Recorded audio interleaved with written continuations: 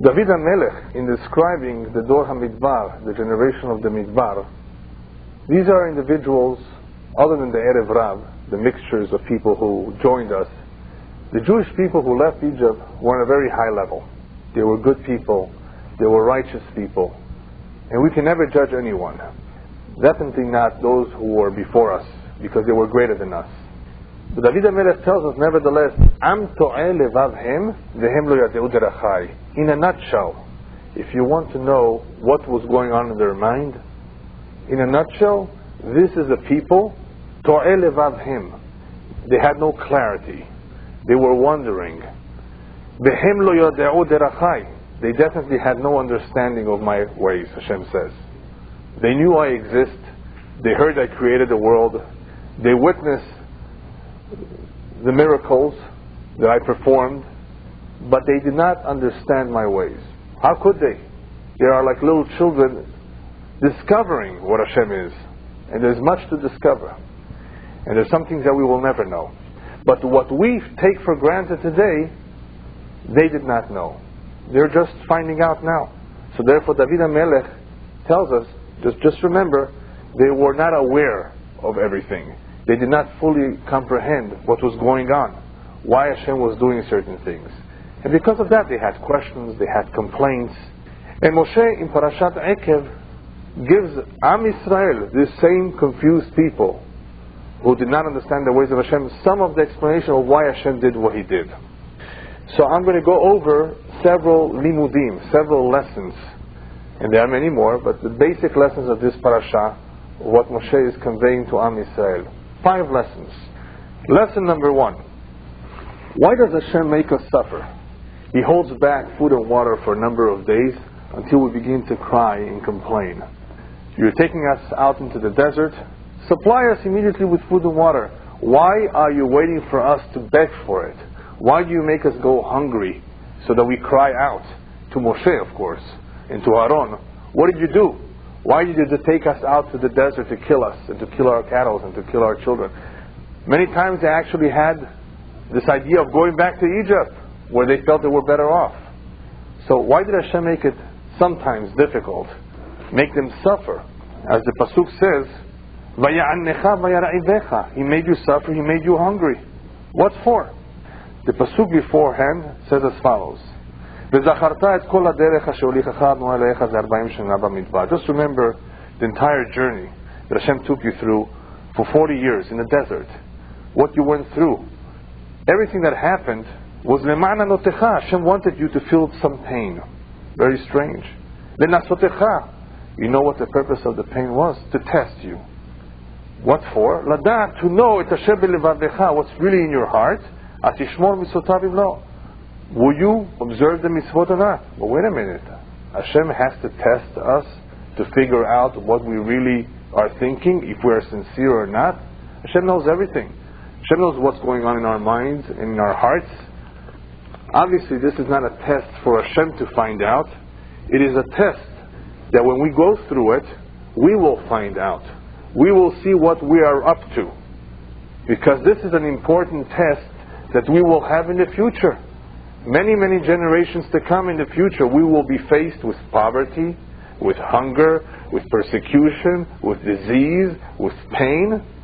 How are we going to handle it? Hashem therefore puts us through these experiences intentionally to teach us a lesson. I want you to know how to handle these situations. And the way to handle it is not by kvetching, like they say in Yiddish, by complaining, by nagging, but by turning to the Almighty and praying to Him. That's the simple explanation of why Hashem is putting us through these nisyonot, so that we figure out what it is for us to do when we face similar situations in the future. The second limud, second lesson, is that Vayachilcha et Haman. HaKadosh Baruch Hu brings down bread min hashamayim. Very unusual. Water we took from the ground. Later on we had meat. We had some vegetables. Why bring down bread min hashamayim? Why perform this miracle? There were other ways to get bread. You could have gotten hold of some grain and done it the standard way. Why does HaKadosh Baruch Hu provide us man min hashamayim? Vayachilcha man min hashamayim, to teach us another lesson. Ki lo ala lechem levado yihya adam. Ki al kol motza pi Hashem yihya adam. That man does not survive only on bread, he can survive on any other thing that God declares that this will give him substance. What does all that mean? Point number one, Ki lo ala lechem levado yihya adam, is to remind the human being, Parnasa is min hashamayim. You're getting bread now from Shamayim, so remember in the future, Hashem provides you with food. He is the one that gives you Parnasa, and not your PhD. All the years that you're going to spend in college, which is fine if you want to get a degree in something, that is not a guarantee that you will have Parnasa.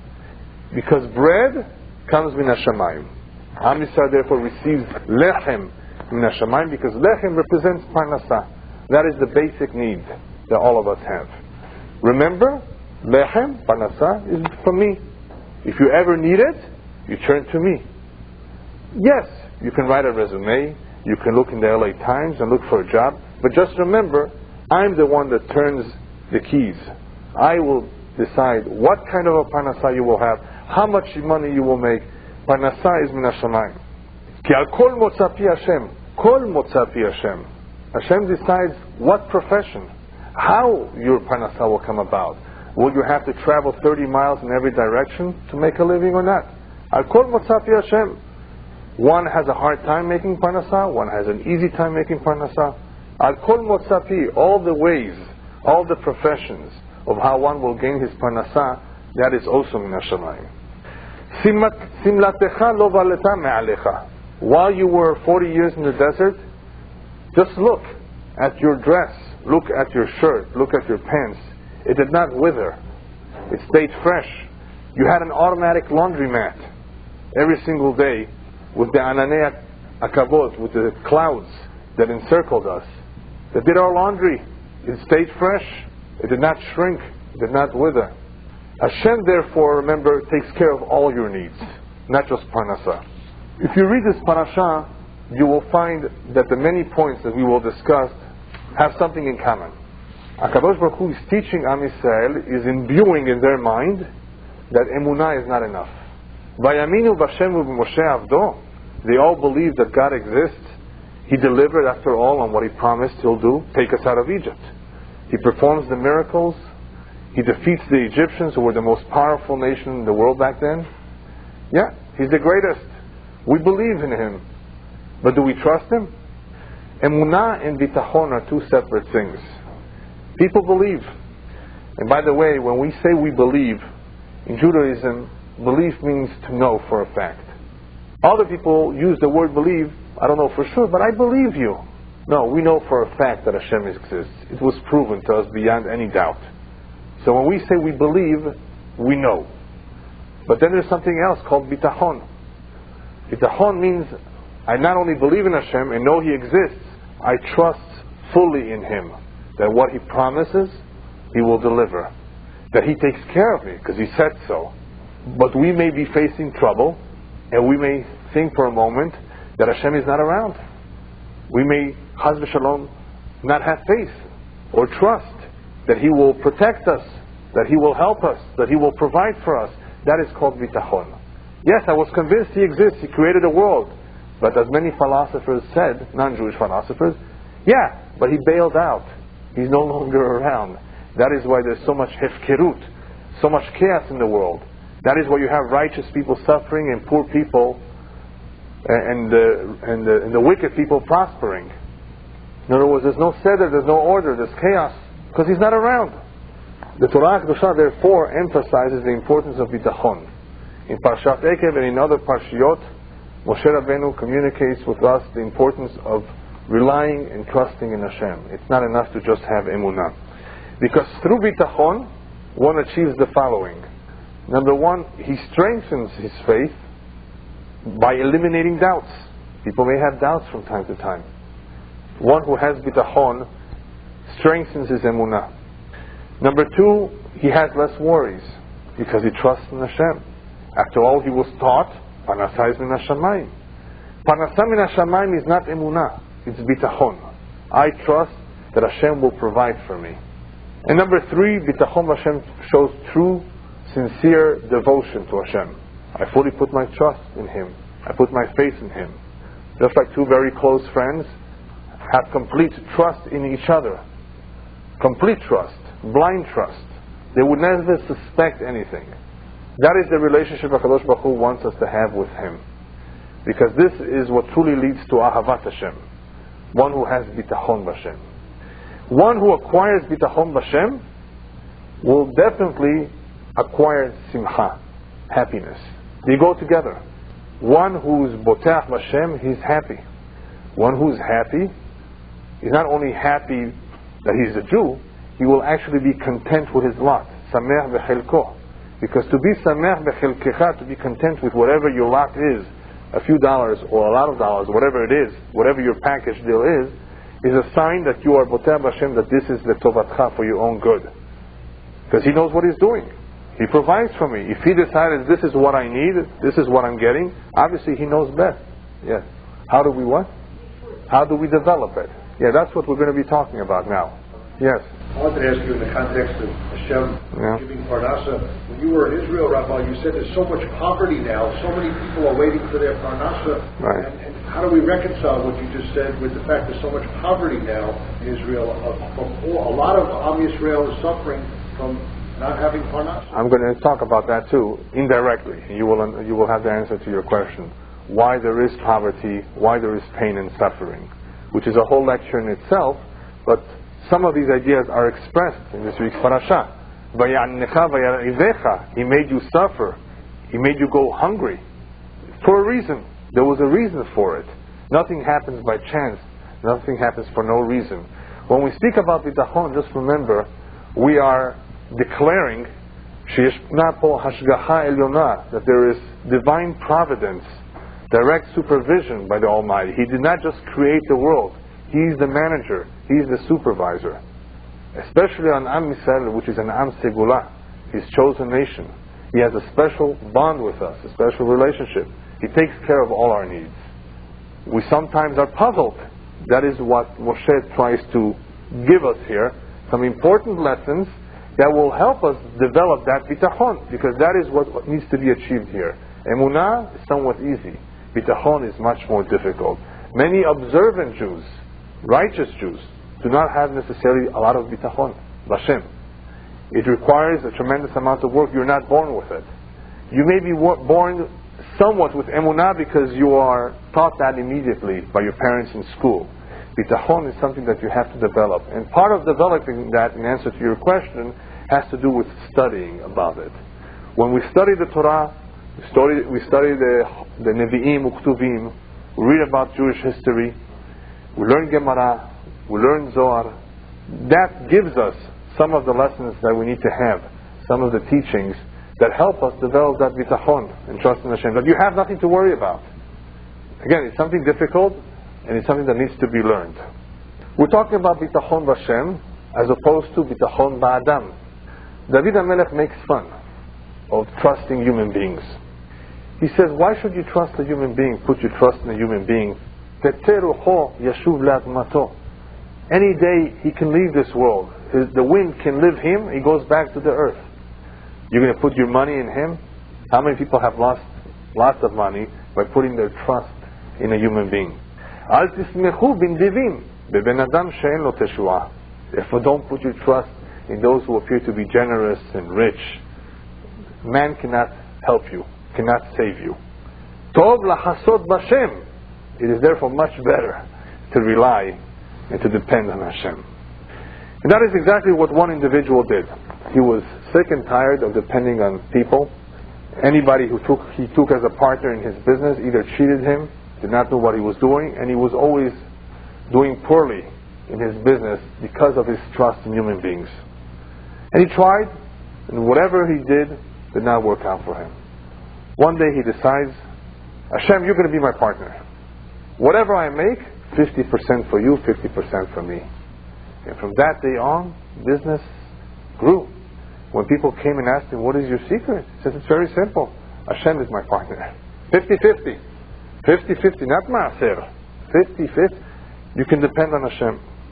The third limud, limud hashlishi, Moshe Rabbeinu tells us, when HaKadosh Baruch Hu makes us suffer, when we go through painful times, that pain is ka'asher yaser ish et beno, Hashem elokecha miyasereka.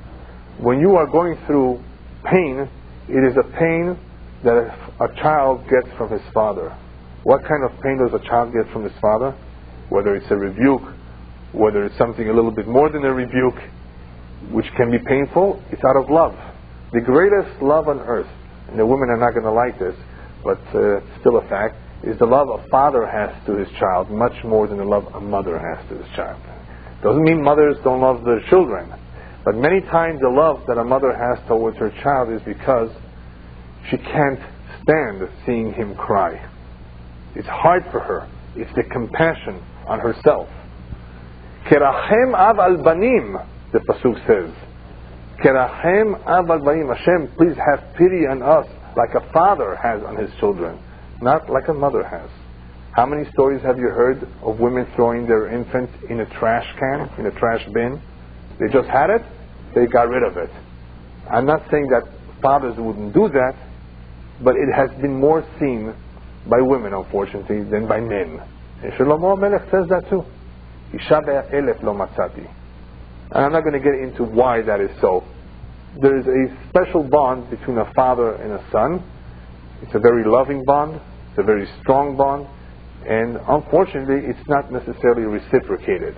The child's love for the father is not as great or as intense as the father's love for his child.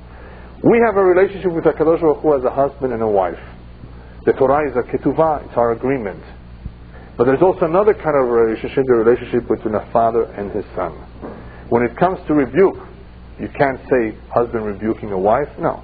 So we use this description, the relationship of a father and a son, because the rebuke of a father to a son is for his own good. The father does not hate his child. Father means the well of his child. He wants his benefit.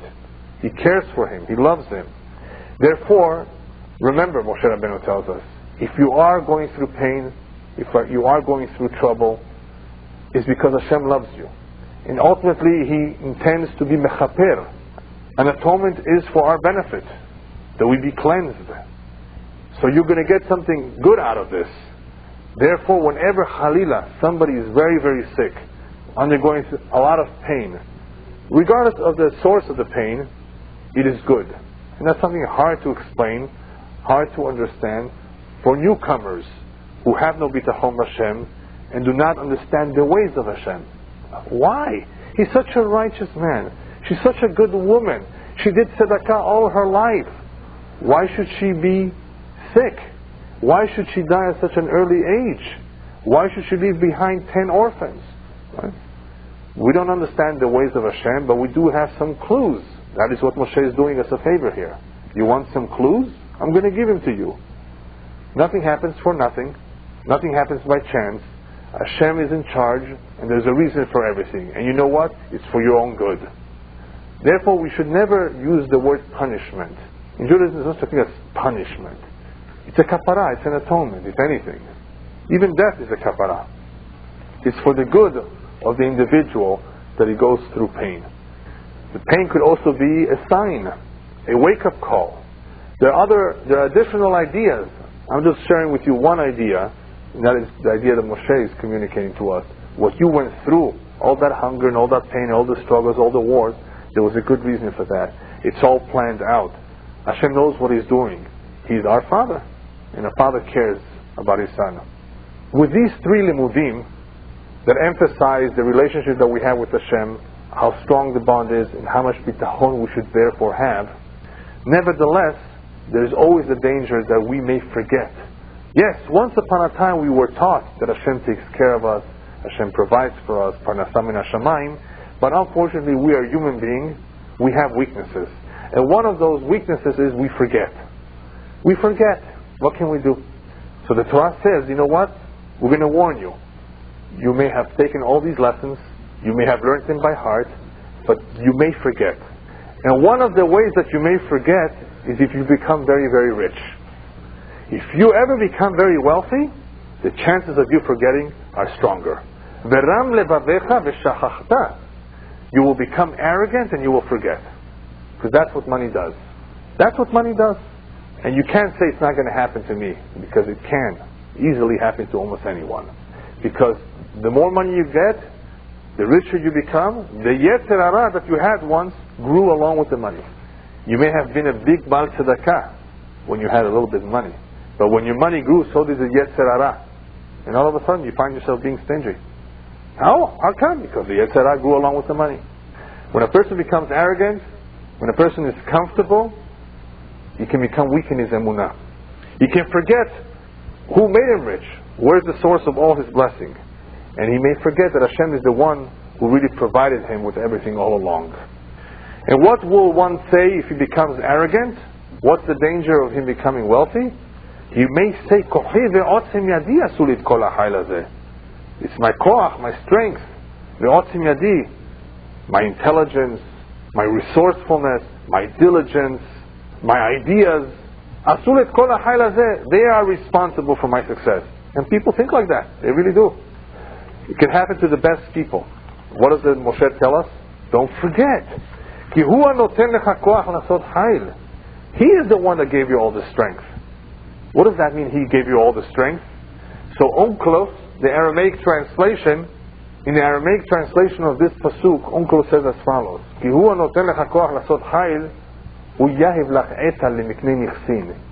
you the ideas to buy real estate. For some reason, Onklos chose real estate. And it's very interesting that he did, because I've heard it so many times. I wished I would have bought that property 2 years ago. I wish I would not have sold it a year ago, when I could have made more money. You think you decided? That's silly. That's a lack of bitachon Hashem. That guy who bought it also needs to make a living. Not just you. You have enough. Hashem has a heshbon. Hashem gives you the ideas of when to buy, when to sell. And if you need to lose money, that's going to also happen min hashamayim. Hashem puts it into our mind. Hashem is responsible. Hashem is the source of our hatzlacha. Don't forget about that. Moshe is therefore warning us, be careful with hashkafot lo nechonot. Be very, very careful from not having the wrong ideas, the wrong perspectives, the wrong outlook. The healthy and positive outlook is that Hashem provides us with hatzlacha. Hashem is the one that gives us ideas.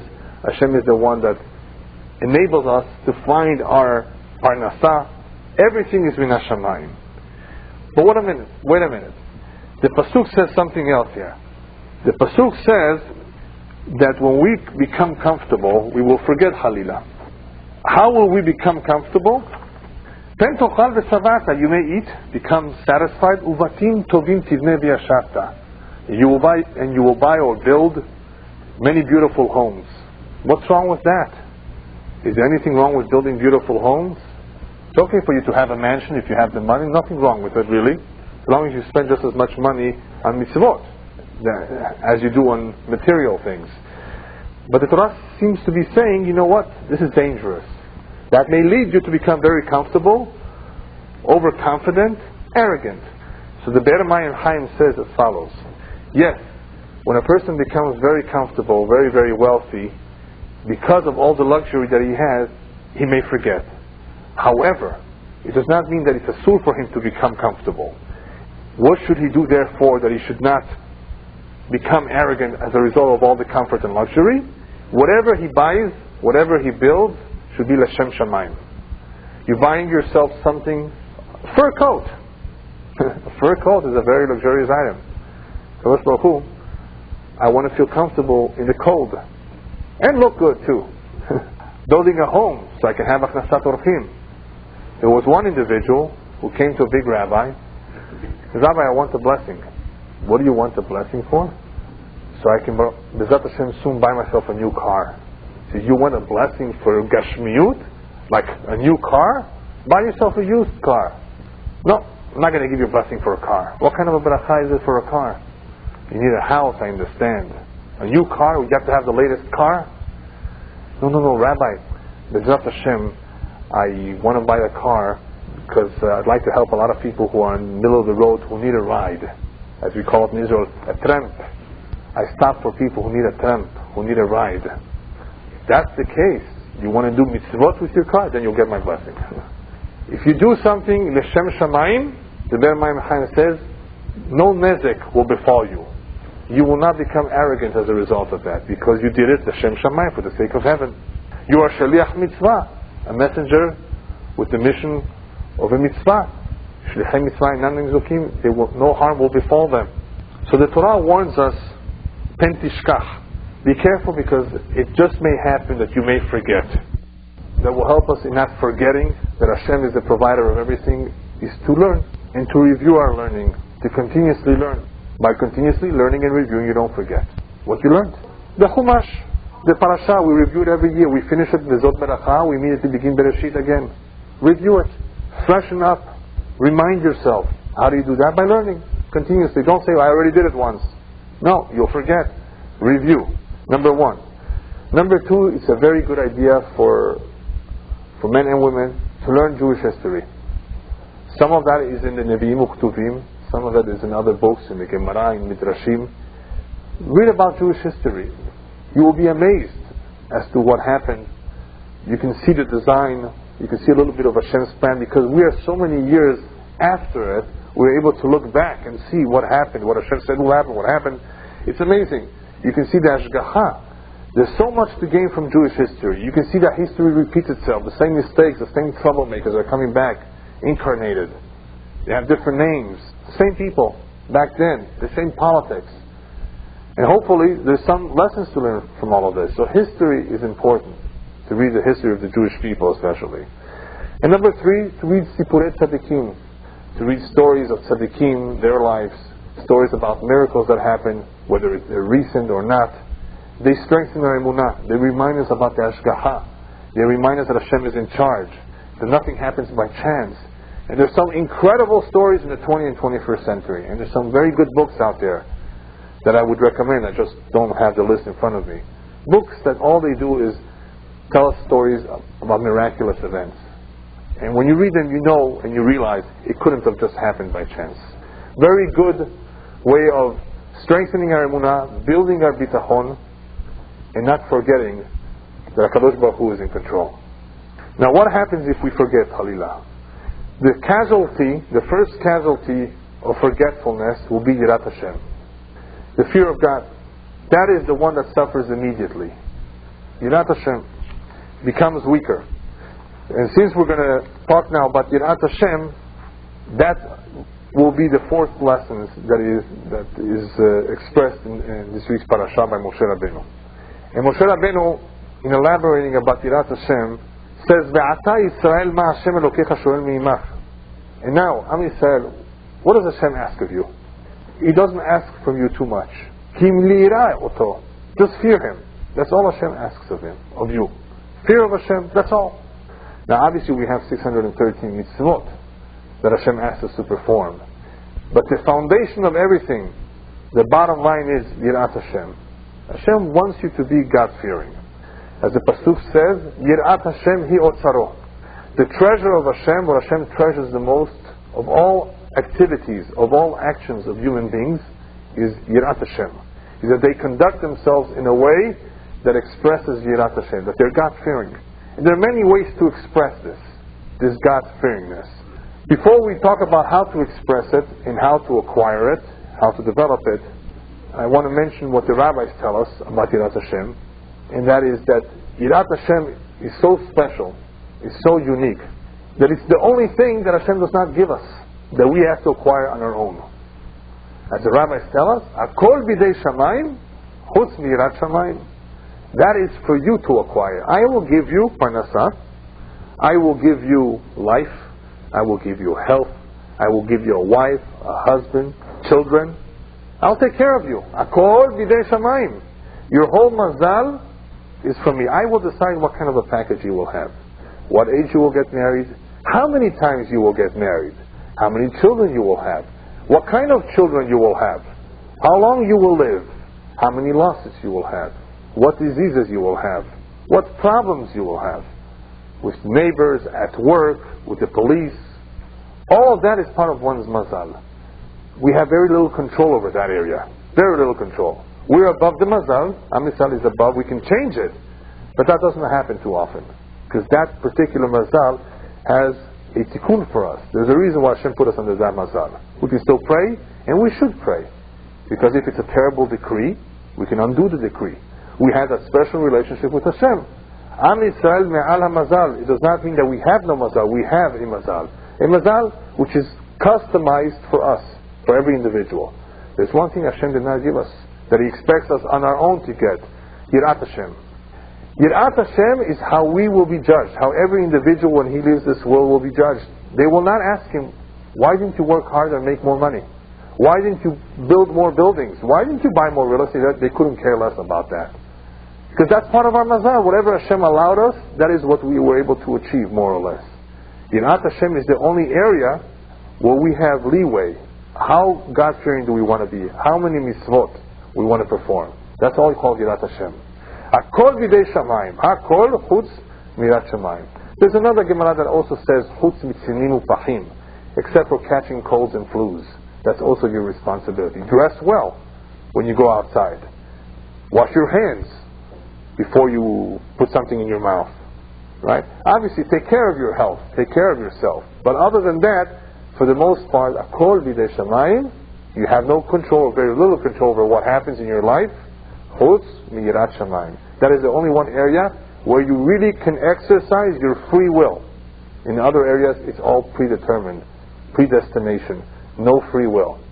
In order to better understand the significance of Yirat Shamayim, I'm going to give you the following example. Not too long ago, a balloon circled the globe. Balloon. I don't mean those small balloons. The balloon that somebody travels in. And it was a major achievement around the globe. Why would somebody want to do that?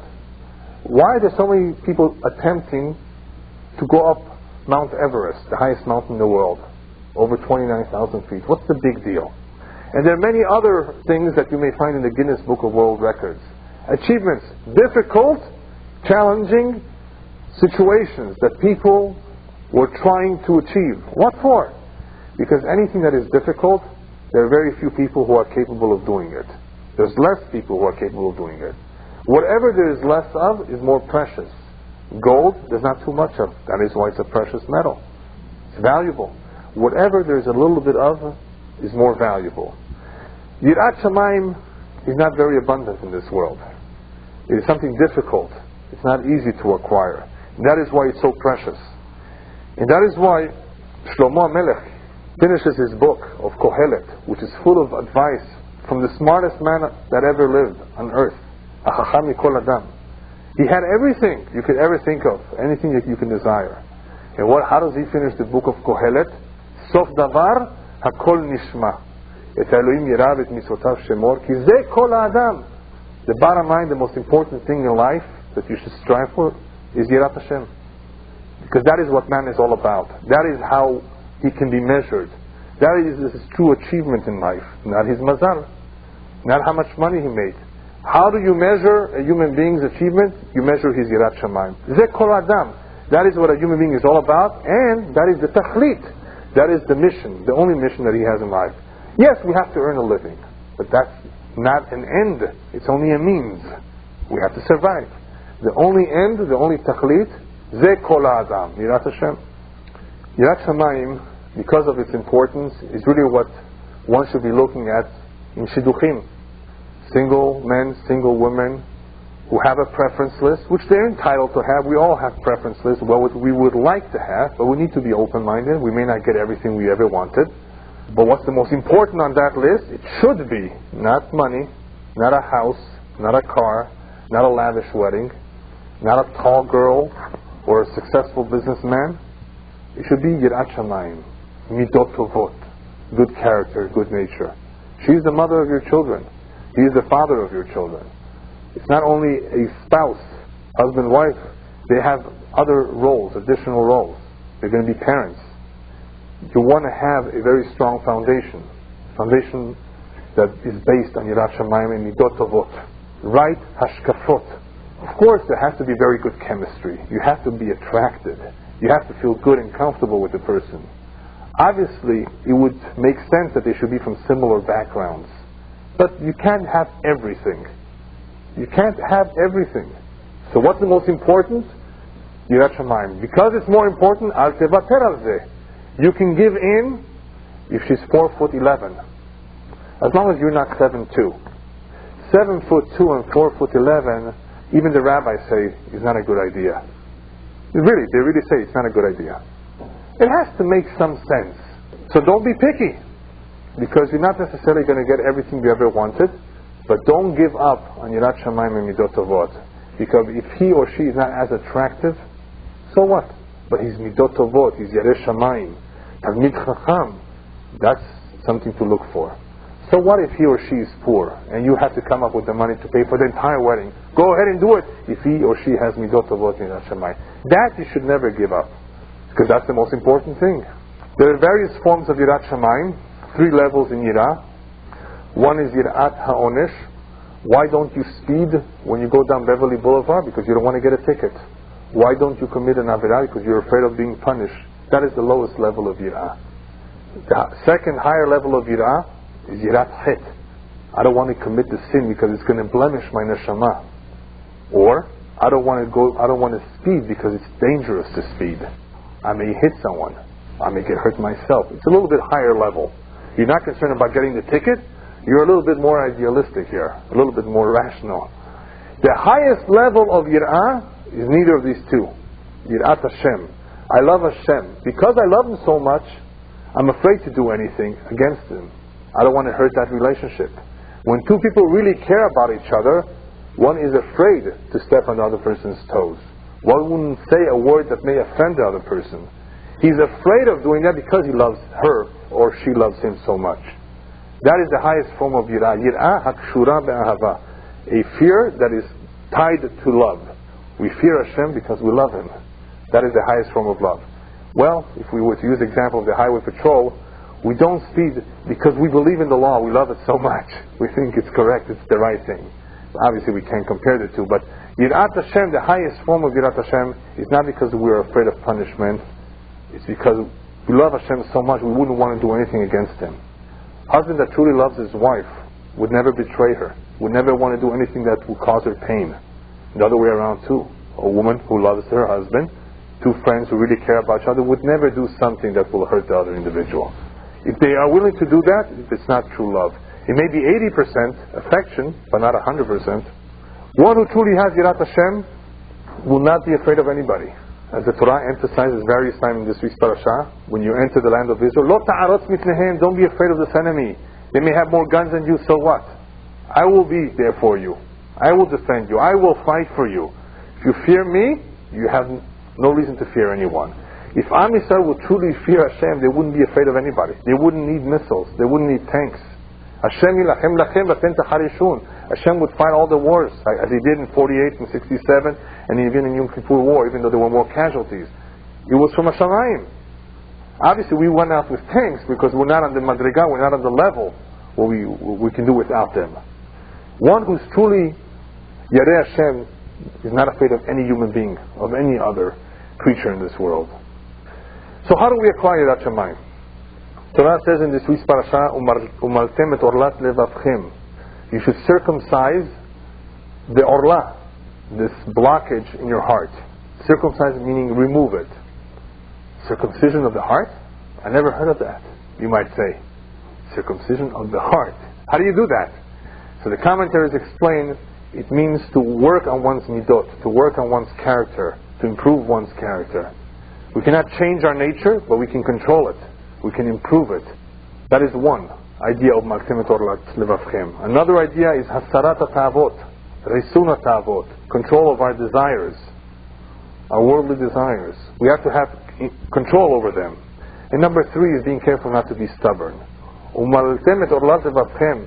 If you want to have Yirat Shamayim, you have to remove all the obstacles in the way of Yirat Shamayim. A person who has many desires, he thinks of himself first. A person who's very stubborn will have a hard time changing his ways.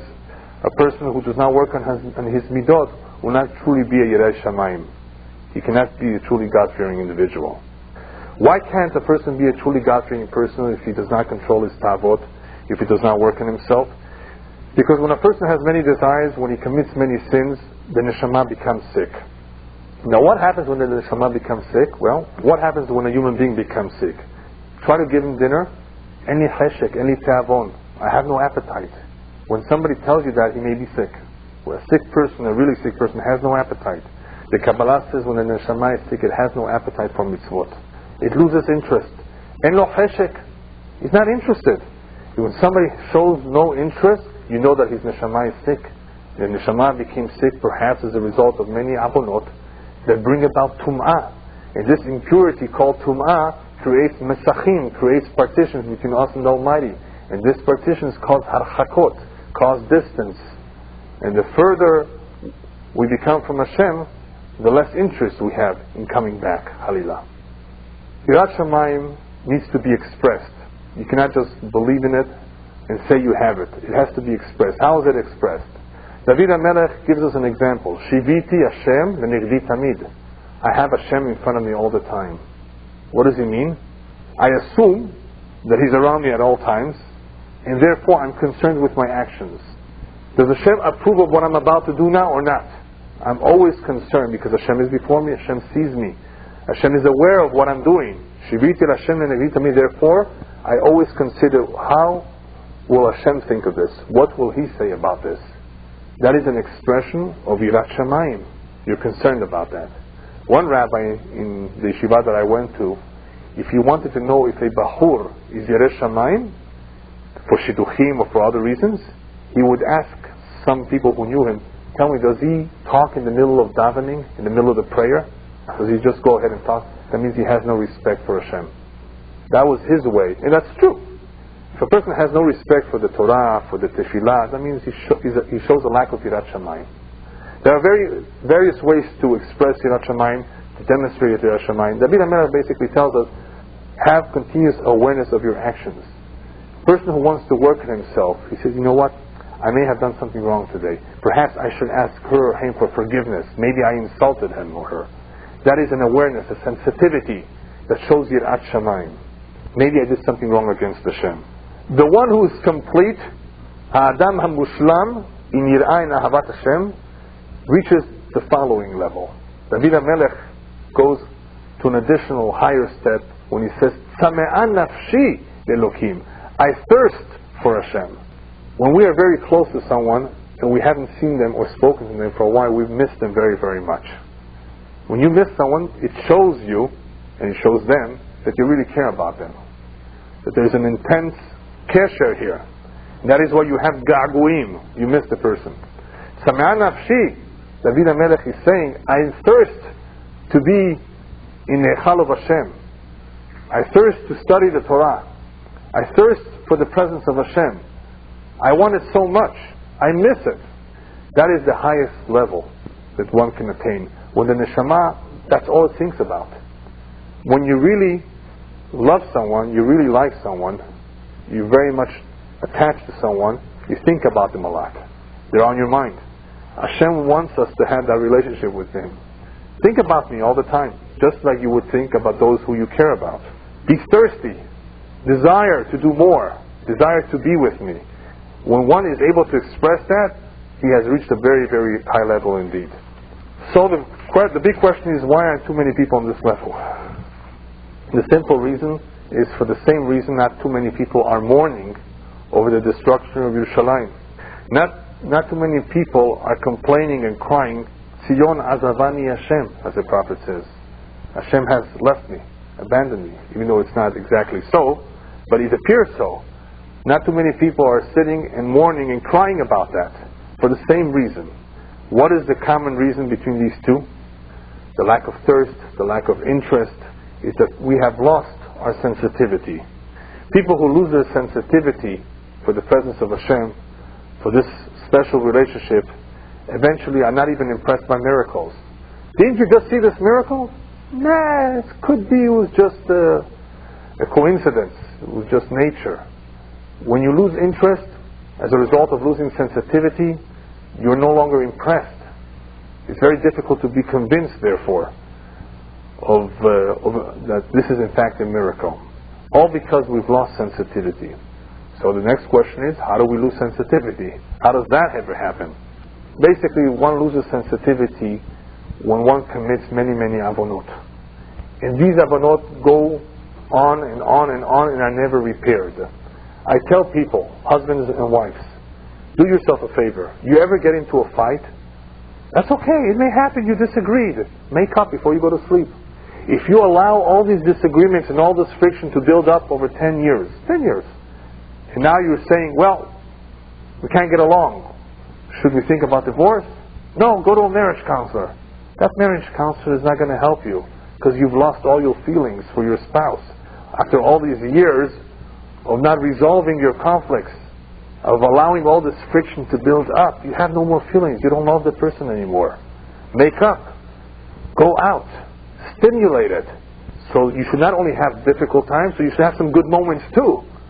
I ask people who have a very difficult relationship, tell them, don't you ever have a good moment, a laugh perhaps with your spouse? Some say no. That's terrible. Yeah, those who say yes, we have our good moment. Oh, Baruch Hashem, then you're okay. Then you just have to know how to manage the difficult times.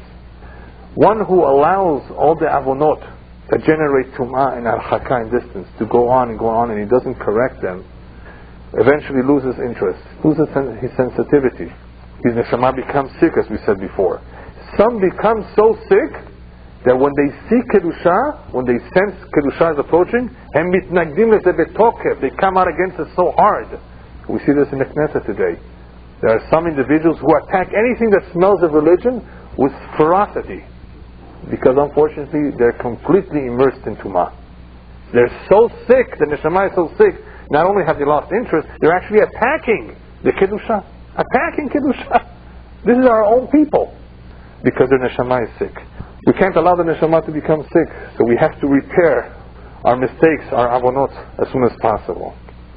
How do we remove ourselves from the tum'ah? The rabbis tell us, learn Torah even if it's not for the sake of heaven, just to learn, for your own sake. Eventually you will be learning it for its real reason. Why should I learn Torah shelo lishma? What will I accomplish from it? What will I accomplish with it? Every little bit of Torah will remove some of that tumah. Every little bit of light will drive away the darkness. So even if it's shelo lishma, it's okay. Just read, just learn. Even though if it's not for the real reason. We want to remove the tumah as soon as possible. Finally, the benefits of Yirat Shamayim are also expressed by David HaMelech in the very, very beginning of the important book called Tehillim. Yirat Shamayim is not only an end in itself, there are many benefits, of which one he spells out in the very, very beginning of Tehillim. Ashrei Haish, fortunate the man, Asher lo alach batzat reshaim, who does not follow the advice of the wicked, b'derech hataim lo amad, u'moshav letzim lo yashav, does not go and associate with the clowns. Ki metorat avo yechso v'torato yehgeh yomam v'layla, all his interest is in the Torah. Asher Haish Yireh Hashem, he says elsewhere. Fortunate is this person who's God-fearing. Similar idea to what he's saying over here. He will have very special children, he goes on to say. The following generation will emulate his deeds. He will have a tremendous amount of nachat from his children. And he goes on and on to describe the reward in this world and in the world to come of someone who's God-fearing.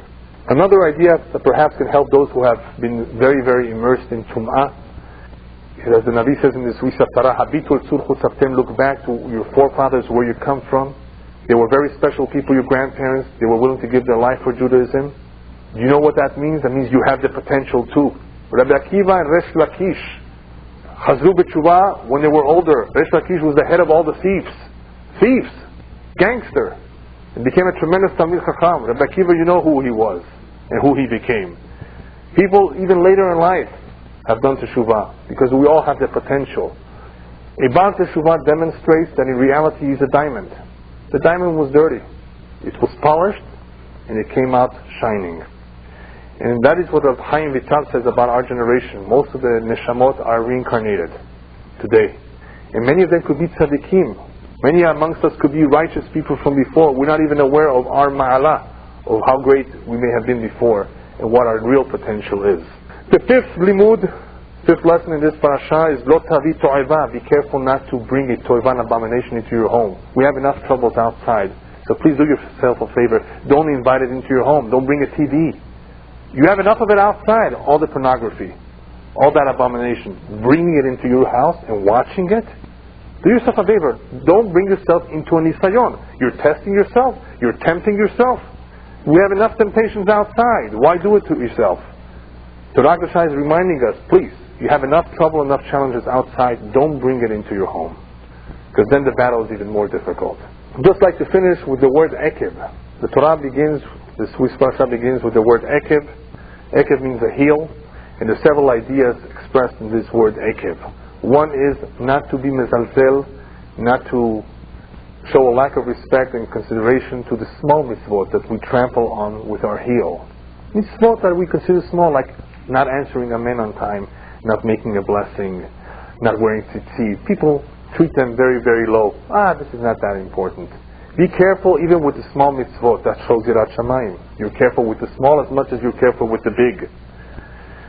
Another idea behind the Ekev is ikviyut. It means consistency. When we develop a relationship with Hashem, we want to be consistent. You want to talk to Hashem as often as possible. You want to be consistent. You don't want to give up a shi'ur for just any reason. You want to show consistency. When you love somebody, you're consistent. Be consistent in this relationship with Hashem. And one more idea of Ekev is referring to the heel of this life, of this world. Harita Yamin, the end of days. In the end of days, there will be many challenges. It will be very, very difficult to be Jewish, to be observant. Be strong, and we are in the end of days. Be very careful from all the temptations, because we are all in the Ekev, at the very end, at the heel of the times. And during this time, there will be many Badei Teshuvah.